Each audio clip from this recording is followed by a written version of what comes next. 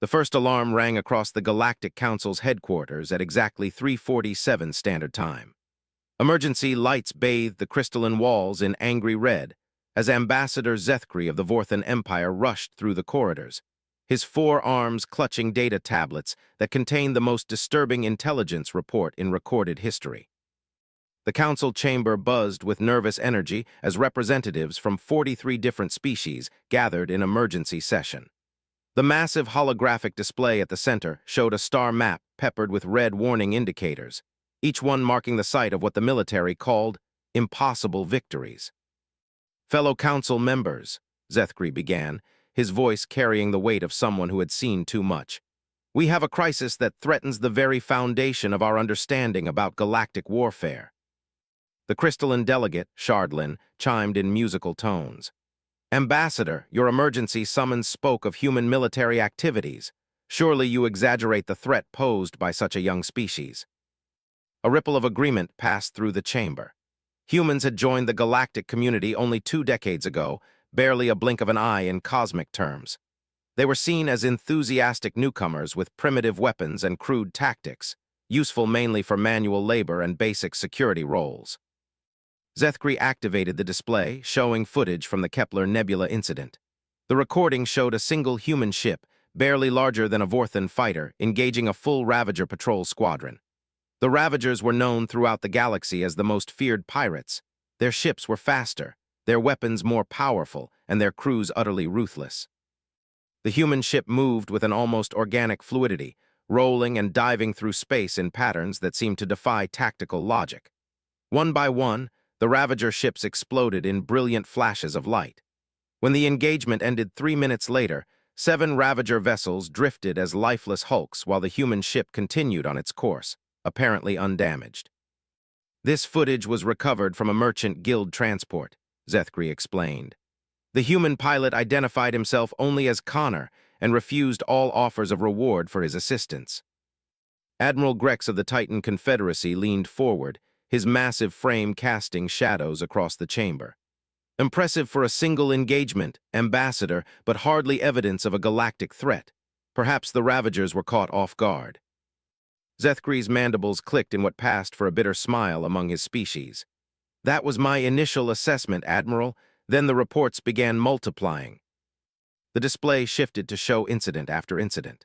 A human merchant vessel destroying an entire pirate fleet in the Outer Rim. Human peacekeepers ending a 3-decade war on Proxima VII in less than 6 months. A single human marine holding off a Zerg swarm that had overrun an entire military installation.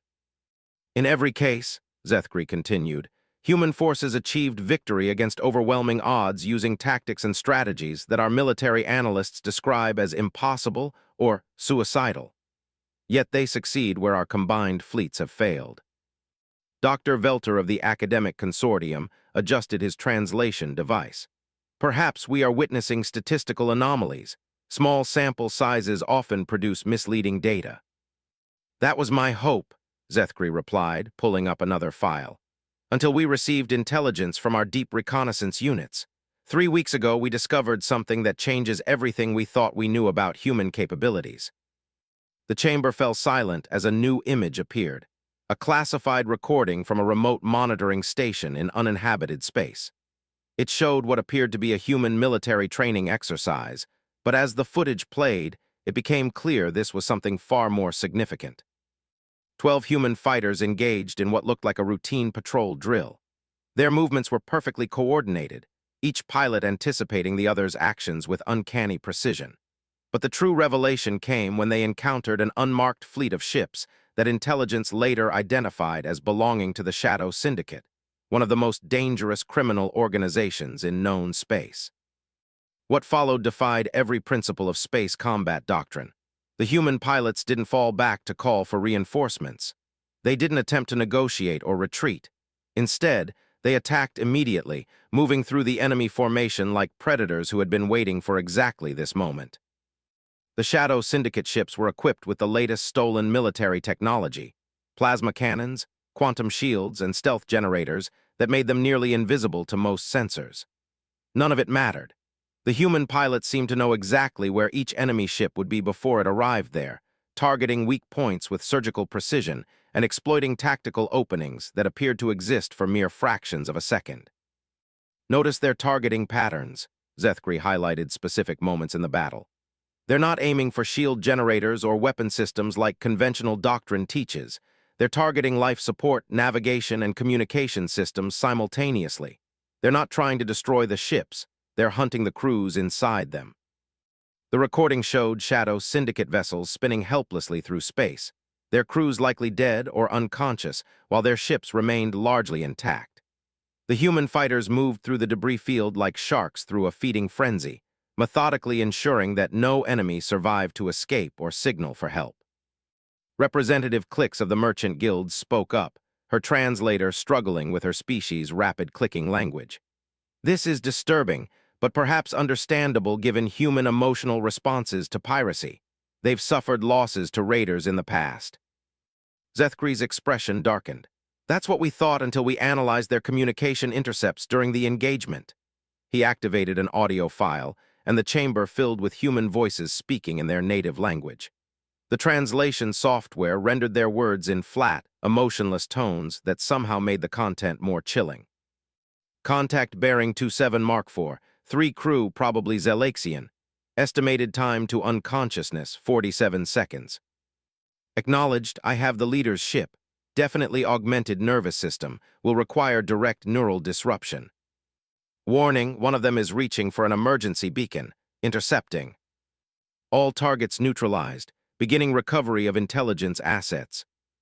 The voices were calm, professional, and completely devoid of the battle fury or fear that characterized most species during combat. They spoke of ending lives with the same tone other races used to discuss routine maintenance schedules. They're not fighting, Zethkri said quietly. They're hunting, and they're doing it with a level of coordination and lethality that our best military units can't match. The chamber erupted in heated discussion. Representatives demanded more evidence, questioned the authenticity of the recordings, and debated the implications. But Zethkri wasn't finished. The Shadow Syndicate incident was just the beginning, he continued, calling up yet another file. Our intelligence services decided to investigate human military capabilities more thoroughly. What they discovered will change how we view this species forever. The new recording came from a clandestine observation post near a human training facility.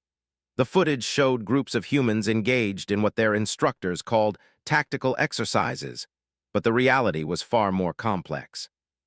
The humans were being taught to read microexpressions, vocal stress patterns, and body language across dozens of alien species. They practiced infiltration techniques designed specifically for different atmospheric and gravitational conditions. Most disturbing of all, they studied detailed anatomical charts showing the optimal ways to incapacitate or kill members of every known sentient species in the galaxy. They're not just training soldiers, Zethkri explained. They're training specialized hunters designed to operate against any species they might encounter, and they're doing it with an efficiency that suggests this knowledge comes naturally to them. The footage shifted to show humans practicing with weapons specifically designed for use against different alien physiologies. Sonic disruptors calibrated for crystalline hearing ranges. Electromagnetic pulse grenades designed to interfere with cybernetic implants common among the Titan Confederacy.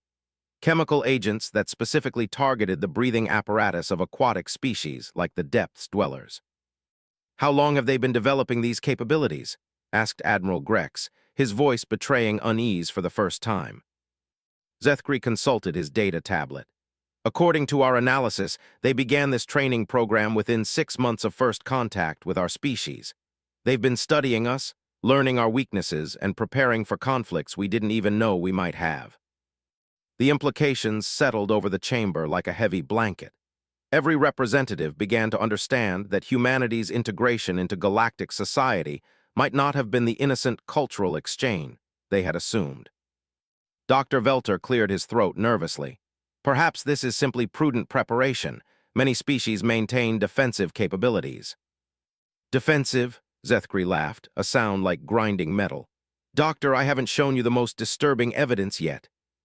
The final recording came from a source so classified that Zethkri couldn't reveal its origin without triggering a diplomatic incident. It showed a human intelligence officer meeting with representatives from various criminal organizations, terrorist groups, and rogue military units throughout the galaxy. But the human wasn't trying to stop these groups or gather intelligence about them. He was recruiting them, offering advanced training and equipment in exchange for detailed information about galactic military capabilities, political structures, and economic vulnerabilities. They're building a network, Zethkri explained. Not of allies, but of assets they can use to gather intelligence and carry out operations that would be impossible for official human military units. They're preparing for a kind of warfare that most of us can't even imagine. The chamber fell into stunned silence as the implications became clear. Humanity wasn't just another species seeking its place among the stars. They were predators who had been studying their potential prey from the moment they made contact. Ambassador Cathara of the Harmony Collective finally spoke, her melodic voice trembling with barely contained fear. "What do you recommend we do with this information?" Zethkri looked around the chamber, meeting the eyes of representatives from species that commanded fleets, controlled resources, and governed billions of sentients across the galaxy. For the first time in their histories, they were confronting the possibility that they might not be the dominant powers they had always believed themselves to be. "I recommend we face the truth," he said finally. "Humans aren't just another species joining our community. They're something we've never encountered before, a species that evolved not to build civilizations or explore the cosmos for knowledge and resources. They evolved to hunt other intelligent species, and they're very, very good at it." The meeting adjourned in chaos as representatives rushed to contact their home governments. Emergency military sessions were called, intelligence services activated dormant networks, and diplomatic channels buzzed with urgent communications. None of them realized that their every word, their every plan, and their every secret communication was being monitored by the very predators they had finally recognized. The humans had been listening all along, patiently waiting for this moment when their true nature would finally be understood. In a secure facility on Earth, a woman in a simple military uniform watched the feeds from the Galactic Council meeting with satisfaction. General Sarah Chen had been waiting for this day since humanity first encountered alien life. The careful masquerade of being harmless newcomers was finally over. She turned to her staff, a collection of the most brilliant tactical minds humanity had ever produced. "Gentlemen, ladies, it appears our guests have finally figured out what they're dealing with. Signal all units. Operation Long Hunt is now active." The response was immediate and coordinated across hundreds of human installations throughout the galaxy. Ships that had been pretending to be simple merchants began reconfiguring themselves into their true military configurations. Sleeper agents embedded in alien governments activated and began transmitting real-time intelligence. Human diplomats who had seemed earnest and naive suddenly revealed themselves as master manipulators who had been building networks of influence and dependency for 2 decades. Most importantly, the true human military began moving into position. Ships and soldiers who had remained hidden on the edges of known space started their journey toward the heart of galactic civilization. They moved with the patience of apex predators who knew that their prey had nowhere to run in the vast emptiness of space. The galaxy had finally discovered the truth about humanity, but the revelation had come far too late. The humans weren't just capable hunters. They had been hunting for 20 years, systematically learning everything they needed to know about their prey, establishing the perfect conditions for what was to come. As reports of human military movements began reaching the Galactic Council, one fact became terrifyingly clear. Humanity hadn't joined galactic civilization to become part of it. They had infiltrated it to consume it from within. The real hunt was only just beginning. Admiral Thexner of the Vorthan Imperial Fleet stared at the tactical display with growing disbelief. 3 hours had passed since the Galactic Council's emergency session, and already the military situation was deteriorating faster than anyone had thought possible. "Report," he commanded, his voice tight with controlled tension. Commander Vrichtel stepped forward, his usually pristine uniform showing signs of stress. "Sir, we're receiving distress signals from 17 different sectors. The patterns are concerning." The display showed a 3-dimensional map of local space, with red indicators blooming like a plague across previously secure regions. Each signal represented a military installation, trading post, or patrol fleet that had gone silent in the past few hours. "Show me the Kepler Station incident," Thexner ordered. The recording was brief, but terrifying. Kepler Station had been a heavily fortified Titan Confederacy outpost, bristling with defensive weapons, and protected by a full squadron of their most advanced warships. The station's sensors had detected an approaching vessel, identifying itself as a human cargo hauler requesting permission to dock for routine supplies. What happened next defied every military protocol in the known galaxy. The human ship had approached normally, following standard traffic patterns and responding appropriately to all communications. But as it entered the station's defensive perimeter, it suddenly transformed. Weapons systems that had been completely invisible to sensors deployed from hidden compartments. The ship's engine signature changed dramatically as it revealed propulsion capabilities far beyond anything humans were supposed to possess. More shocking than the ship itself was what happened to the station's defenses. Every weapon system, every shield generator, and every communication array shut down simultaneously. The massive Titan warships found themselves drifting helpless as their computers simply stopped responding to commands. The human ship docked with casual efficiency, while the station's crew could only watch in helpless confusion. Security cameras showed human troops moving through the corridors with the confidence of people who knew exactly where they were going and what they would find. They weren't there to steal supplies or gather intelligence. They systematically shut down life support to non-essential areas, herded the station's crew into cargo holds, and began downloading every piece of military data in the facility's computers. Most disturbing was how they treated the prisoners. The humans showed no cruelty or anger, but they handled the alien crews with the detached efficiency of farmers managing livestock. Medical examinations were conducted with invasive thoroughness, biological samples were taken, and detailed measurements were recorded. When they finished, the humans simply left. They returned to their ship, undocked, and departed as efficiently as they had arrived. Behind them, Kepler Station remained intact but completely under human control, its original crew imprisoned in their own facility. "They're not destroying our assets," Commander Vrichtel observed. "They're capturing them." Admiral Thexner studied the pattern emerging across the tactical display. Human operations were occurring simultaneously across hundreds of light years, suggesting a level of coordination that should have been impossible for any species to maintain. But more troubling was the surgical precision of their targets.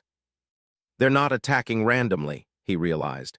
"Look at the pattern: communications relays, supply depots, intelligence stations. They're cutting us off from each other." Even as he spoke, another red indicator appeared on the display. The Harmonic Resonance Observatory, a peaceful scientific installation in neutral space, had stopped transmitting. Within minutes, a human ship was spotted in the area, apparently conducting research operations of its own. The communication panel erupted with incoming signals as reports flooded in from across the galaxy. Each told the same story: human forces appearing without warning, disabling defenses with impossible ease, and seizing control of strategic assets with surgical precision. But the most disturbing reports came from civilian sources. Merchant captains reported human ships appearing in areas where no human presence had been recorded. These vessels made no threatening moves, but they followed trade routes with obvious intent, cataloging cargo manifests and documenting shipping patterns. "They're mapping our entire economic infrastructure," Thexner realized. "Supply chains, trade routes, manufacturing centers, they know exactly how our civilization functions." The scale of human preparation became more apparent with each passing hour. Ships that had been operating as simple cargo haulers revealed themselves as sophisticated intelligence-gathering platforms. Human tourists and cultural exchange students, on dozens of worlds, simultaneously activated as trained operatives. Most shocking were the humans who had been serving in alien military forces. Personnel who had seemed eager to learn and integrate revealed themselves as deep-cover agents who had been studying their hosts' capabilities from within. Commander Jacksfin of the Crystalline Defense Corps sent a particularly chilling report. 3 human officers who had been serving with distinction in his unit had suddenly taken control of the ship's computer systems during a routine patrol. They didn't harm anyone aboard, but they locked down all weapons and communications while they downloaded the complete tactical database of crystalline military protocols. When questioned, the humans responded with calm professionalism. "We thank you for the educational opportunity," their leader had said. "Your crew will be released once we've completed our mission objectives." The crystalline crew found themselves prisoners on their own ship, forced to watch as the humans systematically documented every aspect of their technology and procedures. The efficiency was breathtaking. The humans seemed to understand crystalline systems better than the crews who operated them daily. Similar reports arrived from the Aquatic Confederation, the merchant guilds, and even the supposedly neutral academic consortium. Humans who had been living and working among alien populations for years revealed their true nature, seizing critical assets and intelligence with coordinated precision. Admiral Thexner was beginning to understand the scope of humanity's deception when his communications officer interrupted with an urgent signal. "Sir, we're receiving a transmission on all emergency channels. The source identifies itself as Human Military Command." "Put it through," Thexner ordered, though he dreaded what he might hear. The holographic display activated, showing a human female in a simple military uniform. Her appearance was unremarkable: average height, brown hair, calm expression. But something in her eyes suggested depths of calculation that made hardened warriors uncomfortable. "Greetings to the military leaders of the Galactic Council," she began, her voice carrying the casual confidence of someone announcing a routine schedule change. "I am General Sarah Chen, Commanding Officer of Human Strategic Operations. I believe recent events have captured your attention." The transmission was being broadcast simultaneously to every military installation in known space. Thousands of commanders, millions of soldiers, and entire planetary defense networks watched as this unassuming human delivered what would become known as the most terrifying military communication in galactic history. "By now you have realized that humanity's integration into your community was not what it appeared to be," General Chen continued. "We have been studying you, learning from you, and preparing for this moment since our first contact 20 years ago." She gestured, and the display behind her showed a map of the galaxy with thousands of red indicators, far more than anyone had imagined possible. These markers represent assets currently under human control: military installations, communication networks, supply depots, and intelligence facilities across 47 different species territories. This operation has been 20 years in the making, and it has proceeded exactly according to our projections. Admiral Thexner felt his blood chill as he recognized several of the markers as supposedly secure Vorthan installations. The humans had been inside their most classified facilities, probably for years. "You may be wondering about our intentions," General Chen said, as if reading his thoughts.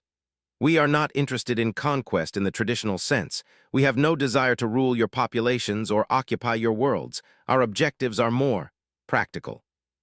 The display shifted to show detailed analyses of galactic economic systems, resource distribution patterns, and population demographics. The level of detail was staggering. The humans understood the galaxy's infrastructure better than most governments understood their own territories. "Humanity requires resources, territory, and security to ensure our species' long-term survival and growth. Your civilizations have developed these assets over millennia, but you have also created inefficiencies, conflicts, and vulnerabilities that limit their potential." General Chen's expression remained calm, but her words carried the weight of absolute conviction. "We will be optimizing these systems under human management. Your populations will be relocated to preserve biodiversity and cultural heritage while maximizing resource utilization. Your technologies will be integrated into more efficient frameworks. Your military capabilities will be retired." The clinical language couldn't disguise what she was describing: the systematic dismantling of galactic civilization and its replacement with human-controlled systems. "Resistance will be pointless and counterproductive," she continued. "We have spent 2 decades identifying and neutralizing your defensive capabilities. Your communication networks are compromised, your supply chains are under our control, and your military leadership has been thoroughly infiltrated." As if to demonstrate her point, reports began arriving of human agents revealing themselves in the command centers of major military installations across the galaxy. Communications officers, tactical analysts, and even senior commanders who had been trusted with classified information for years showed their true allegiance. However, General Chen said, we are not without mercy. Species that cooperate with the transition process will be treated with consideration for their biological and cultural needs. We have prepared suitable habitats where your populations can thrive under human protection. The transmission included detailed specifications for what the humans called preservation habitats, essentially vast nature preserves where alien species could maintain their cultures while being managed by human overseers. Military commanders who surrender their forces intact will be offered positions in our new administrative structure, she continued. Your expertise will be valuable as we optimize galactic resources for maximum efficiency. Admiral Thexner realized he was looking at the end of everything his civilization had built. The humans weren't conquerors in any traditional sense. They were conservationists who viewed the galaxy's existing inhabitants as wildlife to be managed for their own good. You have 48 standard hours to consider our terms, General Chen concluded. After that time, we will begin implementing our optimization protocols with or without your cooperation. Resistance will be met with the minimum force necessary to achieve our objectives. The transmission ended, leaving military commanders across the galaxy staring at blank screens and contemplating an impossible choice. Fight a war they couldn't win against an enemy that had been preparing for decades, or surrender their civilizations to become managed populations in human-controlled habitats. Admiral Thexner looked around his command center at officers who had served with honor for decades. These were warriors who had faced pirates, alien invaders, and natural disasters with courage and determination. Now they faced something none of them had ever imagined, a species that fought war not with anger or hatred, but with the calm efficiency of scientists conducting an experiment. Sir, Commander Vrichtel asked quietly, what are your orders?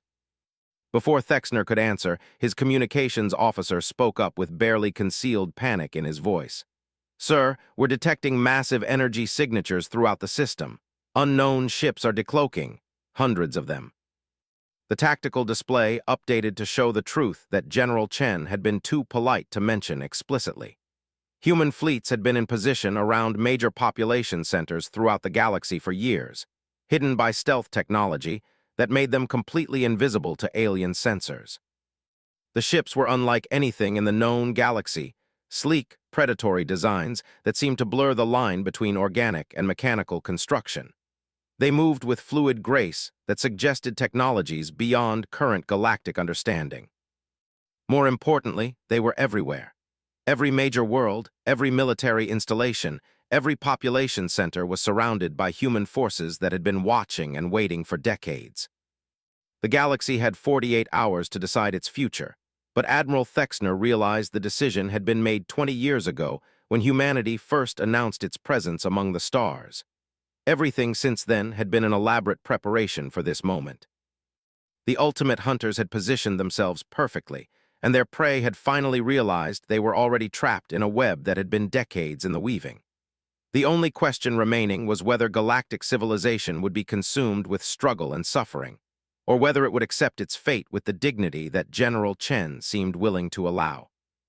As reports continued to arrive showing the true scope of human preparation and infiltration, one fact became undeniably clear. The galaxy was no longer governed by the species that had built it. It belonged to humanity now, and had probably belonged to them for longer than anyone wanted to admit. Captain Cathara of the merchant guild vessel, Prosperity's Dream, had been trading among the stars for 37 years. She had seen pirates, asteroid storms, and diplomatic crises that would have broken lesser captains. Nothing in her experience had prepared her for what she witnessed in the Helix Nebula shipping lanes. The human ship appeared without warning, dropping out of hyperspace with the fluid grace that had become their signature. What made this encounter different was that Cathara's ship was part of a massive merchant convoy, 47 vessels carrying critical supplies to the outer colonies, protected by a full military escort. Unknown vessel, you are approaching a protected convoy, came the stern warning from Admiral Grixtel aboard the escort flagship. Alter course immediately or face military response. The human ship maintained its approach vector. When it came within visual range, Cathara could see it was beautiful in a way that made her skin crawl. The vessel seemed to shift and flow like liquid metal, its surface rippling with patterns that suggested it was more grown than built. "Greetings, Admiral Grixtel," came the calm human response. "This is Captain Marcus Webb of the human exploration vessel, Silent Current.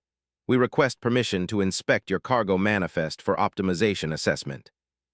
The Admiral's response crackled with outrage. "You have no authority to make such demands. This is sovereign space of the combined merchant guilds." What happened next would haunt Cathara for the rest of her life. The human captain's reply came with the patient tone of someone explaining obvious facts to a slow child. "Admiral, I'm afraid there's been a misunderstanding. These shipping lanes were transferred to human administration approximately 6 hours ago. Your government agreed to the transition as part of the optimization protocols." The convoy erupted in confused chatter as captains demanded explanations.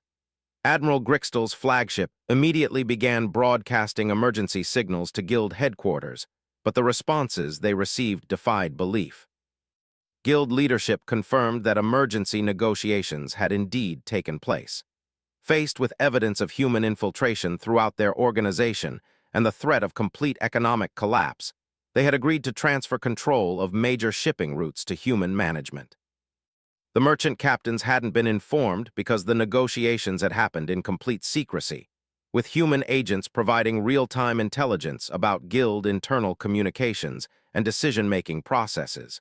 The humans had known exactly what arguments to make and which pressure points to target. Captain Webb's voice returned to the communication channel with what sounded like genuine sympathy. "I understand this transition is difficult. However, we've prepared comprehensive support packages to ensure minimal disruption to your operations." Data packets began arriving at each merchant vessel. Detailed analyses of their cargo, crew, and operational efficiency, along with optimization recommendations that would dramatically improve their profit margins while integrating them into human-managed supply networks. The recommendations were stunning in their thoroughness. The humans had analyzed years of shipping records, identified inefficiencies that the merchants themselves hadn't noticed, and developed solutions that would increase cargo capacity by up to 30% while reducing operating costs. "How is this possible?" Cathara whispered to her navigation officer. The human analysis of her ship was more detailed than reports she'd commissioned from professional efficiency consultants. The answer came from an unexpected source.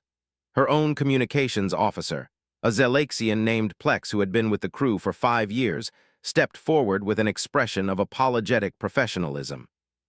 "Captain, I need to inform you that I've been filing operational reports with Human Administrative Services for the past 18 months, he said quietly.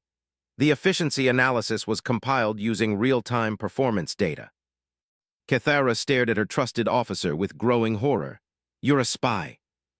"I prefer the term transition specialist," Plex replied. "My role was to ensure smooth integration when human management assumed control of merchant operations. I've been monitoring cargo manifests, crew performance, and route efficiency to prepare optimization protocols." Similar revelations were occurring throughout the convoy as crew members revealed their true allegiances. The humans hadn't just infiltrated governments and military forces. They had embedded agents in the commercial sector at every level. Captain Webb's ship moved alongside the convoy flagship with casual confidence. "Admiral Grixtel, we're prepared to assume escort duties for this convoy. Your crews are welcome to observe our procedures for future reference." The Admiral's military pride flared. "I will not surrender my command to human authority. These vessels are under my protection." "Of course," Webb replied agreeably. "Your dedication is commendable. However, I should mention that we've identified several potential threats to convoy security that your sensors haven't detected." The tactical display aboard Grixtel's flagship suddenly populated with new contacts. 3 ships running silent in the asteroid field ahead, their energy signatures barely visible but clearly hostile. They were positioned perfectly for an ambush that would have devastated the merchant vessels. "How did you detect them?" Grixtel demanded. His ship's sensors were military-grade, the most advanced detection systems available to non-human forces. "Our sensor technology operates on principles your equipment wasn't designed to recognize," Webb explained. "We've been tracking this pirate group for several weeks. They've been following your convoy since you left port." The human ship began moving toward the hidden threats with predatory grace. What followed was less a battle than a demonstration of hunting techniques. The pirates never had a chance to fire a shot before human weapons systems disabled their ships with surgical precision. But the humans didn't destroy the pirate vessels. Instead, they systematically captured each ship intact, neutralizing the crews and securing their technology for analysis. Within 20 minutes, 3 dangerous pirate ships had become human assets. "The crews will be processed through our rehabilitation programs," Captain Webb announced. "Their ships will be integrated into our security fleet after appropriate modifications." Admiral Grixtel watched with growing unease as the humans efficiently sorted through their captives. The pirates, hardened criminals who had terrorized shipping lanes for years, were handled with the same clinical detachment Cathara had seen in their cargo assessments. "What kind of rehabilitation?" the Admiral asked. "We've developed effective techniques for redirecting antisocial behaviors toward productive activities," Webb replied. "These individuals have valuable skills that can be utilized more efficiently under proper management." The human ship began heading back toward the convoy, escorting the captured pirate vessels like a hunter returning with prey. As they approached, Cathara noticed something that made her hands shake at the ship's controls. The human vessel was changing. Its hull configuration shifted as they watched, weapon systems retracting while sensor arrays deployed. The ship was literally transforming itself from a combat platform into what appeared to be a peaceful exploration vessel. "How many different configurations does your ship have?" she asked, unable to keep the fear from her voice. "Our vessels are designed for adaptive functionality," Webb answered. "We can reconfigure for exploration, combat, cargo transport, manufacturing, or research as circumstances require. Efficiency demands versatility." The implications were staggering. Human ships weren't just military vessels disguised as merchants. They were modular platforms that could become anything needed for a given situation. The gentle exploration ship that had greeted them was the same predatory hunter that had eliminated the pirates, and could probably transform into a dozen other configurations as required. As the convoy resumed its course under human escort, reports began arriving from across the galaxy. The pattern was the same everywhere: human agents revealing themselves in commercial organizations, military units accepting human assistance, and governments discovering that their most sensitive decisions had been influenced by human advisors for years. The Titan Confederacy announced that 3 of their most senior military advisors had been humans using advanced disguise technology. The academic consortium discovered that their premier research into xenobiology had been quietly guided by human scientists who had been studying alien physiology for decades. Most shocking was the revelation from the crystalline hegemony that their recent breakthrough in quantum communication technology had actually been developed by human researchers working under false identities. The humans had allowed the crystallines to believe they had invented the technology, while ensuring that human forces would have full access to all communications using the new systems. Captain Webb's voice interrupted Cathara's horrified contemplation. "Captain, your ship's efficiency ratings are quite impressive. We'd like to offer you a position in our new logistics management structure." The offer was comprehensive and attractive: better pay, improved working conditions, advanced technology, and guaranteed security for her crew. All she had to do was accept human authority over her operations and agree to carry passengers and cargo designated by human logistics commanders. "What if I refuse?" she asked. "That is certainly your right," Webb replied with what sounded like genuine respect. "However, I should point out that independent merchant operations will become increasingly difficult as we optimize galactic supply chains. Ships operating outside our network may find it challenging to secure cargo, fuel, or maintenance services." The threat was delivered with such polite professionalism that it took Cathara a moment to realize what she was hearing. The humans weren't going to force compliance. They were simply going to make non-compliance impossible by controlling all the resources that made independent operation feasible.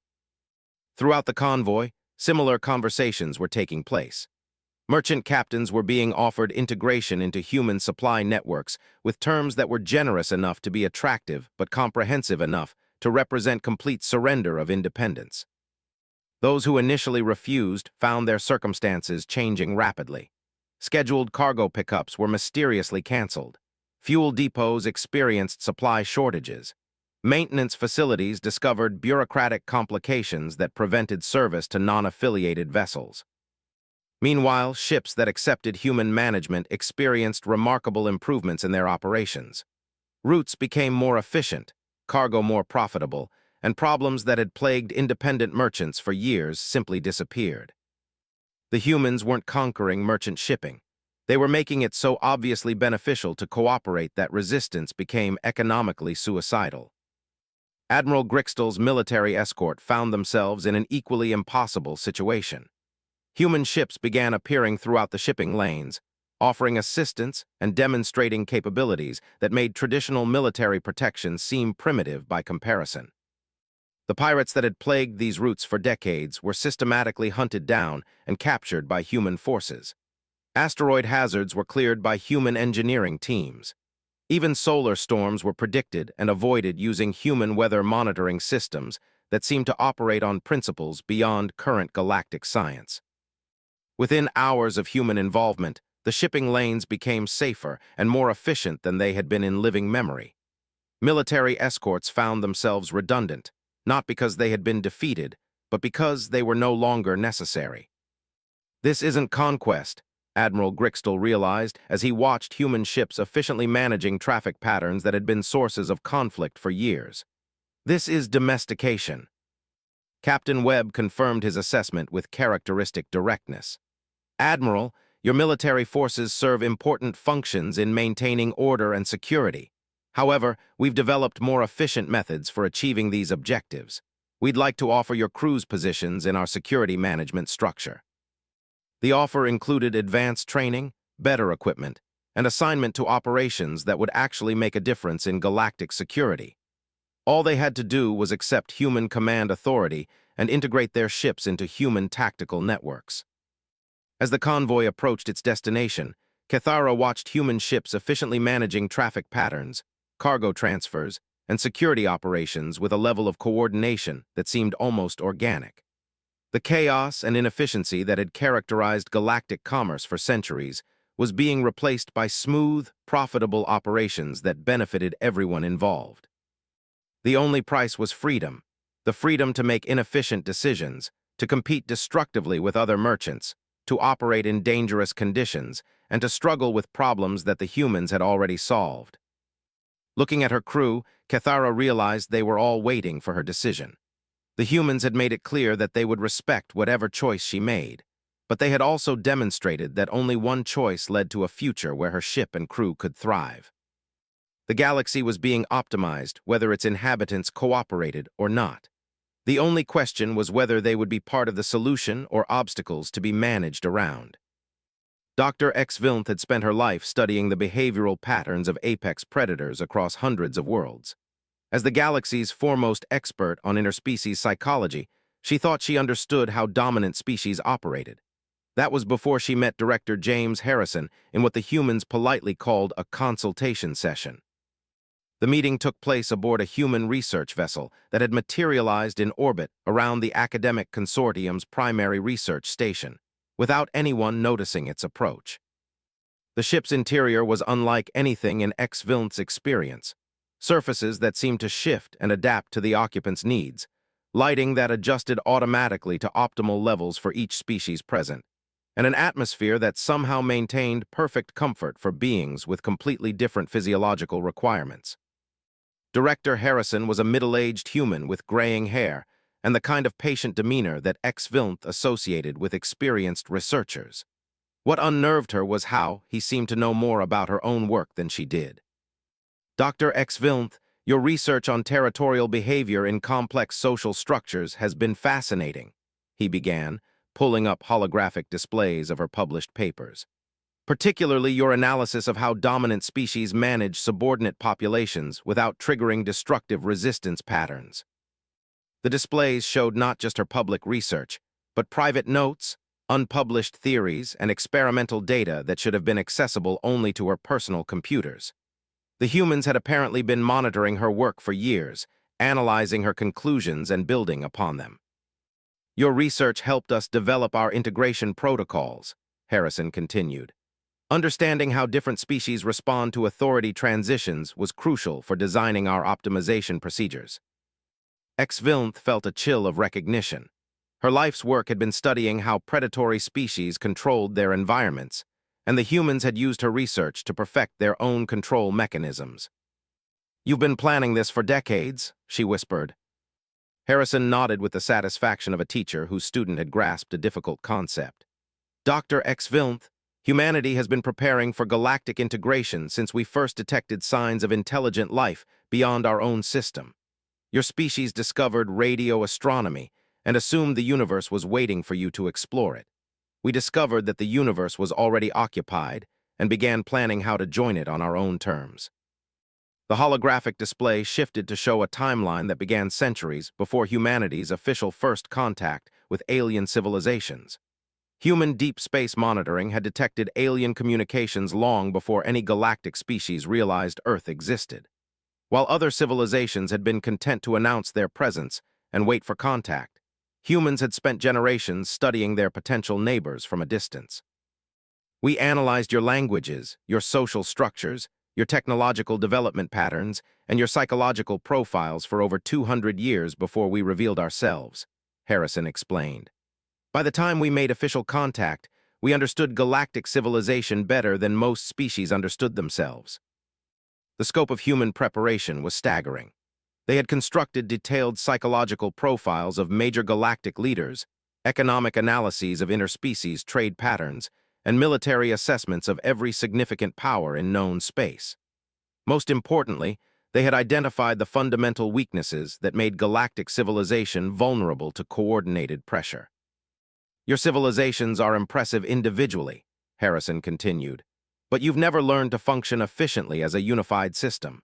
Territorial disputes, trade conflicts, cultural misunderstandings, and resource competition create constant friction that wastes enormous amounts of energy and potential." The display showed hundreds of ongoing conflicts throughout galactic space, border disputes that had raged for centuries, trade wars that benefited no one, and cultural prejudices that prevented cooperation between species that could have been natural allies.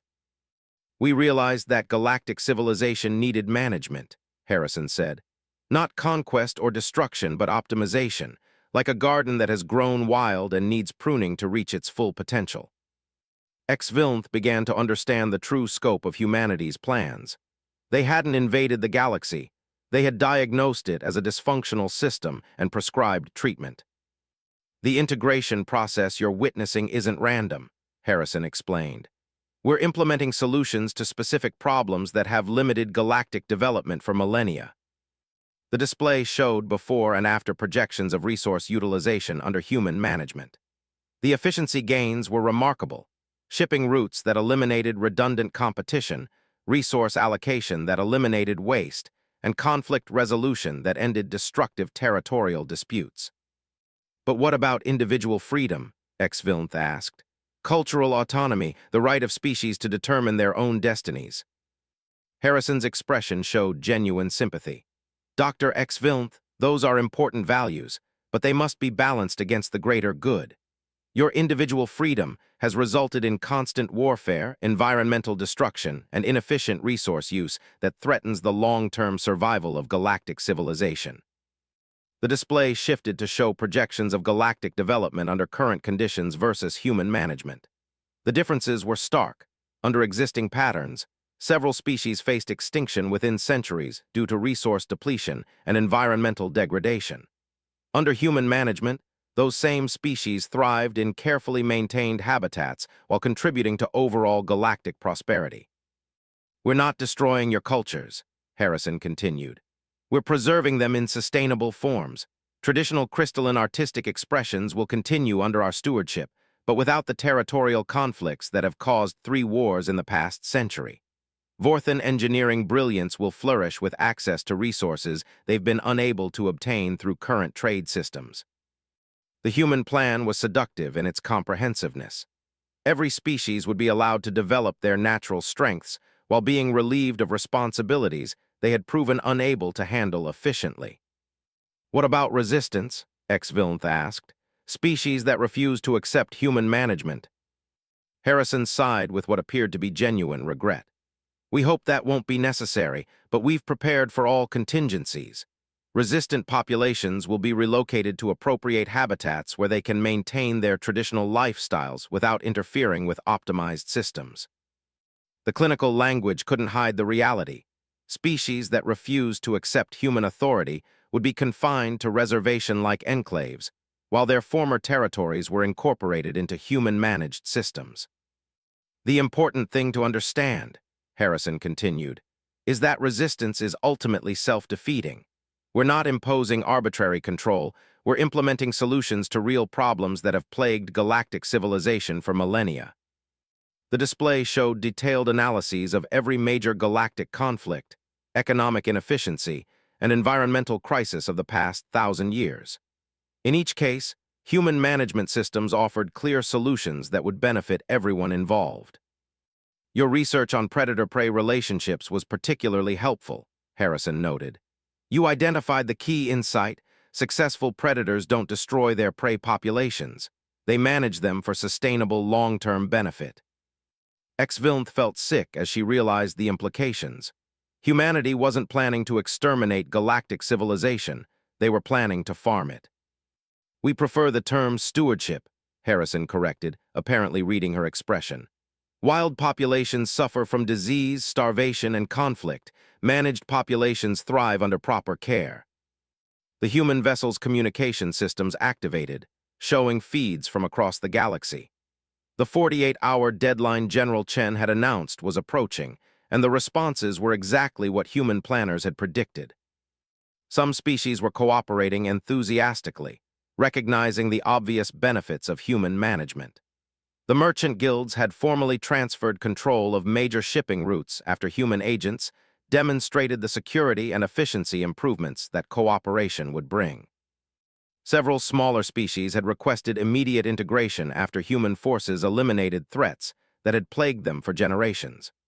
Pirates, territorial raiders, and resource thieves that traditional galactic law enforcement had been unable to stop were systematically captured and processed by human security teams. The academic consortium had agreed to share research facilities after humans revealed scientific advances that solved problems the consortium had been struggling with for decades. Human researchers offered collaboration on projects that would accelerate galactic scientific development by centuries. Other species were attempting various forms of resistance, but their efforts revealed the futility of opposing human preparation. Military forces discovered that their most sensitive communications had been monitored for years, their strategic plans were known in advance, and their supply chains were already under human control. The Titan Confederacy attempted to mount a unified military response, but found that critical components for their warships were suddenly unavailable. Human agents in their supply chains had been quietly altering orders and shipments for months, ensuring that Confederate forces would be unable to maintain their equipment during extended conflicts. The crystalline hegemony tried to organize diplomatic resistance, but discovered that their quantum communication networks, technology they thought they had developed independently, were actually under human monitoring and control. Most pathetic were the attempts at economic warfare. Species that tried to embargo trade with human-managed territories quickly found themselves cut off from resources they needed for survival. Human economic analysts had identified critical dependencies that made independent operation impossible. You see, Harrison said, watching the global feed with satisfaction, resistance isn't just futile, it's counterproductive. Every hour spent fighting our integration costs resources that could be used for optimization projects that benefit everyone. The display showed human engineering teams beginning massive infrastructure projects across the galaxy. Shipping routes were being improved, communication networks upgraded, and resource extraction facilities modernized using technologies that surpassed anything in current galactic use. Most impressive were the environmental restoration projects. Worlds that had been damaged by centuries of inefficient resource extraction were being rehabilitated using human environmental management techniques. Poisoned atmospheres were being cleaned, depleted soils restored, and extinct species brought back using genetic material preserved in human biological archives. How long have you been collecting our biological samples? Vilth asked, recognizing species preservation techniques that would have required centuries of preparation. We began collecting genetic material during our first survey missions, Harrison replied. We realized that galactic civilizations' development patterns threatened biodiversity across hundreds of worlds. Preservation of biological heritage was always part of our stewardship mandate. The scope of human planning was breathtaking. They had been secretly protecting galactic biodiversity for decades while allowing current inhabitants to believe they were independent. Extinction events that various species attributed to natural causes had actually been prevented by hidden human interventions. We've been managing galactic ecology for over 50 years, Harrison continued. Asteroid impacts that could have sterilized inhabited worlds were diverted. Plague outbreaks that would have killed millions were quietly contained. Solar events that could have disrupted entire star systems were predicted and defended against. Vilth realized that galactic civilization had been surviving under human protection for decades without knowing it. The humans hadn't invaded. They had been acting as secret guardians while preparing for formal stewardship responsibilities. The transition we're implementing now is just the end of our covert operations phase, Harrison explained. We're moving from secret protection to open management because galactic civilization has reached a point where hidden interventions are no longer sufficient to ensure long-term survival. The communication feeds showed the 48-hour deadline expiring. Species that had agreed to cooperation were already experiencing the benefits: improved security, economic efficiency, and environmental restoration. Those that continued to resist found their capabilities systematically degraded as human forces assumed control of critical systems. But there was no violence, no destruction, no cruelty. Resistant populations were simply contained and managed until they recognized the benefits of cooperation. Human forces demonstrated infinite patience and overwhelming capability, making resistance obviously pointless while keeping cooperation obviously beneficial. Dr. Vilth, Harrison said finally, we'd like to offer you a position in our xenopsychology research division. Your expertise will be valuable as we refine our integration protocols for optimal species compatibility. The offer was generous: unlimited research resources, access to data from hundreds of civilizations, and the opportunity to study behavioral patterns on a galactic scale. All she had to do was accept that galactic civilization now belonged to humanity. Looking at the feeds from across the galaxy, Vilth could see that the choice was largely symbolic. Humanity had already assumed stewardship of galactic civilization, whether individual species acknowledged it or not.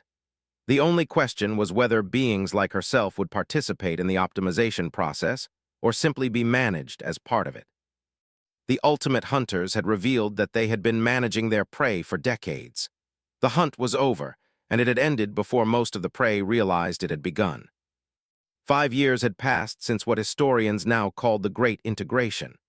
Ambassador Zethkri stood on the observation deck of the Harmony Research Station, looking out at a transformed galaxy that his younger self would never have believed possible. The station itself was a marvel of integrated engineering, human design principles combined with the architectural aesthetics of 12 different species. Crystalline spires rose alongside Vorthan geometric structures, while aquatic flow patterns guided traffic through spaces designed for atmospheric and aquatic beings to coexist comfortably. "Remarkable, isn't it?" came a familiar voice. Zethkri turned to see Director Harrison approaching with the quiet confidence that had become characteristic of human administrators. 5 years of working together had taught Zethkri to read human expressions, and Harrison seemed genuinely pleased with the station's development. "I admit," Zethkri replied carefully, "the efficiency improvements are significant."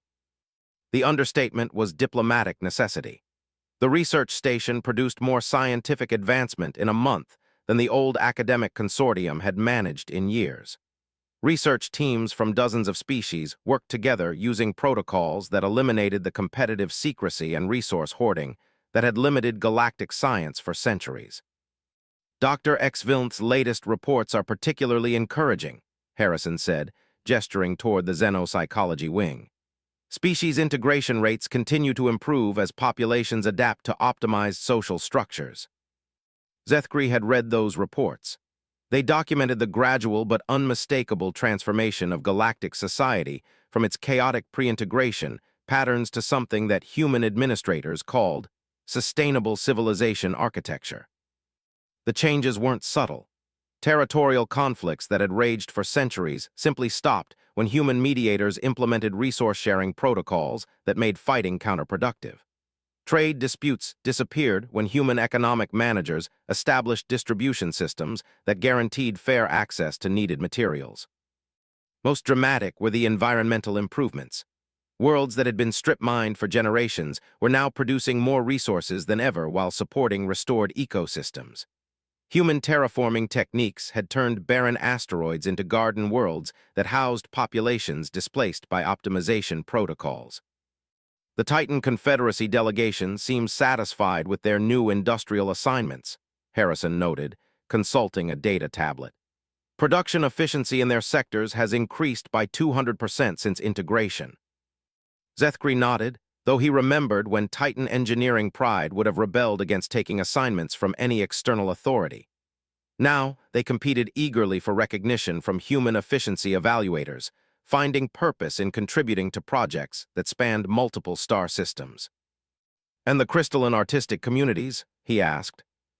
Thriving beyond their historical peaks, Harrison replied with obvious satisfaction. Access to materials and audiences from across the galaxy has allowed creative expressions that were impossible under the old territorial limitations. It was true. Crystalline artists now created works that incorporated elements from dozens of different cultures, producing art that had no precedent in galactic history.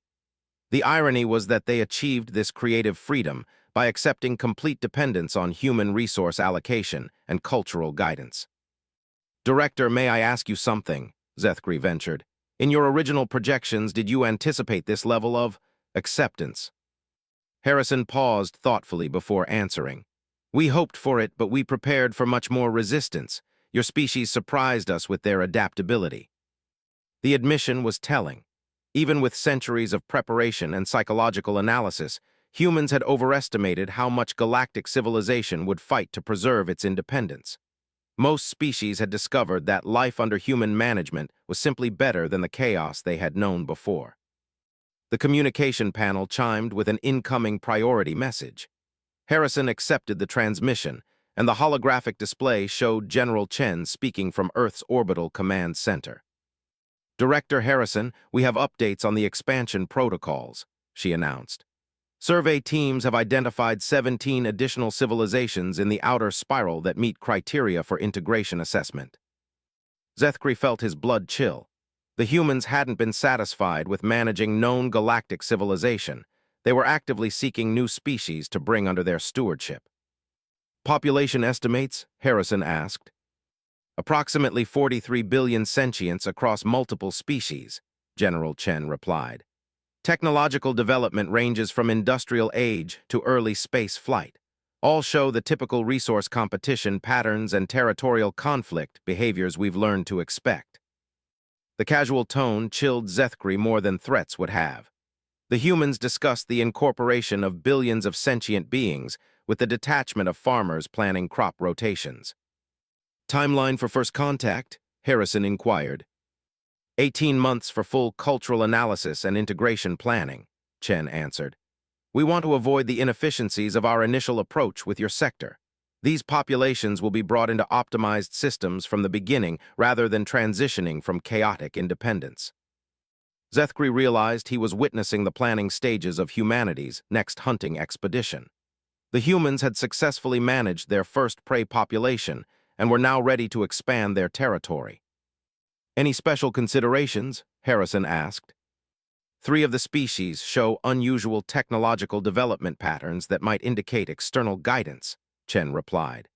We're investigating whether they represent undocumented civilizations or evolutionary anomalies. The implication was obvious. Humanity would tolerate no interference with their expansion plans. Any species that might compete with human management of galactic civilization would be eliminated or absorbed. Understood, Harrison acknowledged. I'll prepare integration protocols based on our experience with current populations. The transmission ended, leaving Zethkri staring at the human administrator with new understanding. The Great Integration hadn't been humanity's final goal. It had been a learning experience to perfect their techniques before expanding across the galaxy. "You're going to do this to every intelligent species you encounter," he said quietly.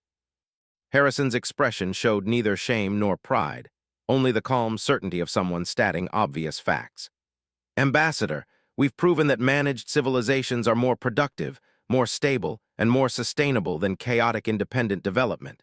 It would be irresponsible to allow other species to repeat the mistakes that nearly destroyed galactic civilization." "But what about their right to choose their own path?" "They'll have the same choice you had," Harrison replied. "Cooperation or resistance. Experience suggests that most species choose cooperation once they understand the benefits." The conversation was interrupted by Dr. Vilth, who approached with the nervous energy that had characterized her behavior since accepting her position in human research services. "Director Harrison, I've completed the analysis you requested," she announced, offering a data tablet. "Psychological integration patterns show remarkable consistency across all studied populations." Harrison reviewed the data with obvious satisfaction. "Excellent work, Doctor. These patterns will be invaluable for streamlining integration protocols with the outer spiral populations." Zethkri realized that his own species' responses to human management had been carefully studied and cataloged to improve techniques for managing future conquests. Every cooperation and resistance pattern had been analyzed to perfect humanity's hunting strategies. "Dr. Vilth," he asked, "do your studies show any populations that successfully resist long-term human management?" She hesitated before answering, glancing at Harrison for permission to speak freely. At his nod, she replied with obvious reluctance. "Ambassador, we've identified 17 different resistance patterns across all studied species. In every case, resistance either faded as populations recognized the benefits of cooperation, or resistant individuals were relocated to preservation habitats where they could maintain traditional lifestyles without interfering with optimized systems. No successful escapes, no hidden free populations." "None," she admitted. "Human surveillance and resource control make sustained independence impossible for populations that have been targeted for integration." The finality of her answer settled over Zethkri like a shroud. Humanity's hunting efficiency was perfect. Once they identified prey, escape was not an option. "However," Dr. Vilth continued, "satisfaction surveys show that over 90% of integrated populations rate their current circumstances as superior to pre-integration conditions. Most individuals express gratitude for human stewardship." The statistic was probably accurate, Zethkri realized. Human management eliminated most of the problems that had plagued galactic civilization: poverty, conflict, environmental destruction, and resource scarcity. The price was freedom, but most beings discovered they preferred security and prosperity to the chaos of independence. "Ambassador," Harrison said, "you seem troubled by our expansion plans. Is there something specific that concerns you?" Zethkri struggled to articulate his unease. "Director, I understand that human management has brought improvements, but doesn't it disturb you that entire civilizations exist only at your sufferance, that billions of sentient beings have no more autonomy than livestock?" Harrison's expression showed genuine puzzlement. "Ambassador, would you prefer that these populations suffer from the problems that plagued your civilization before integration: war, poverty, environmental collapse, and preventable suffering?" "I would prefer that they have the choice." "They do have a choice," Harrison replied patiently. "The same choice you had: accept beneficial management or resist it. The fact that resistance is ultimately unsuccessful doesn't make the choice less real." The logic was unassailable and horrifying.